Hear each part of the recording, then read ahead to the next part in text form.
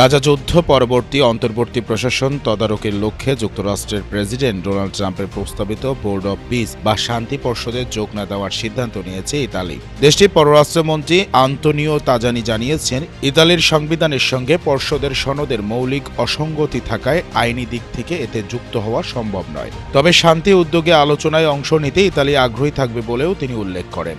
ইতালির এই সিদ্ধান্তের মধ্য দিয়ে ট্রাম্পের নতুন আন্তর্জাতিক উদ্যোগ আরেকটি ধাক্কা খেল। এর আগে ফ্রান্স, জার্মানি, যুক্তরাজ্য ও স্পেনও একই কারণে পর্ষদে যোগ না দেওয়ার ঘোষণা দেয়। ইতালির সংবিধানের 11 নম্বর ধারায় রাষ্ট্রগুলোর মধ্যে সমতার ভিত্তিতে সহযোগিতার কথা বলা হয়েছে, কিন্তু শান্তি পর্ষদের কাঠামোয় ট্রাম্পকে ভেটো ক্ষমতা সম্পন্ন চেয়ারম্যান হিসেবে চূড়ান্ত কর্তৃত্ব দেওয়া হয়েছে, যা সমতার নীতির পরিপন্থী বলে মনে করেছে রোম।